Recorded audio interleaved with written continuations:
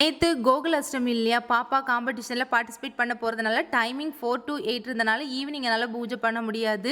பாப்பாவ மதியமே தூங்க வச்சுட்டு கேரமல் பாயாசம் தான் ரெடி பண்ணியிருந்தேன். ஜவ்வரிசிய ஒரு 1/2 மணி நேரம் ஊற வச்சுட்டு 5 மினிட்ஸ் பாயில் பண்ணி தனியா எடுத்து வச்சிடலாம். இன்னொரு கடாயில 1 கப் சர்க்கரை சேர்த்து நல்லா கேரமல் பண்ணிட்டு 2 கப் பால் சேர்த்து வேக வச்ச ஜவ்வரிசிய சேர்த்துட்டு சூப்பரா இந்த கேரமல் பாயாசம் ரெடி பண்ணிரும். நெய்யில கொஞ்சம் நட்ஸ் எல்லாம் சேர்த்து ஃப்ரை பண்ணி ஆட் பண்ணிக்கலாம். ஏலக்காயும் சேர்த்து கலந்துட்டா சூப்பரா கேரமல் பாயாசம் ரெடி ஆவிரும். சிம்பிளாக தான் இன்றைக்கி வந்து பூஜை பண்ணியிருந்தேன். பாப்பா தூங்கிட்டனால ஃபுட் ஃப்ரெண்டை என் கையாலேயே வந்து போட்டு என் திருப்தியாக நான் வந்து வீட்டில் சாமி கும்பிட்டுட்டு அப்புறமா கிளம்பி போகிறதுக்கு தான் டைம் சரியாக இருந்துச்சு. யூஸ்வலாக ஒரு ப்ரோக்ராம் ஸ்டார்ட் பண்ணதுக்கான டைமிங் கொடுத்துருந்தாங்கன்னா கண்டிப்பாக 1 hour 2 hour லேட் ஆகும். அப்படி தான் நாங்கள் ஒரு 5 o'clock மேலே போயிருந்தோம். ஆனால் கரெக்டாக அந்த டைமுக்கு வந்து ஸ்டார்ட் பண்ணியிருக்காங்க. போகும்போதே ப்ரோக்ராம் ஸ்டார்ட் ஆகிடுச்சு.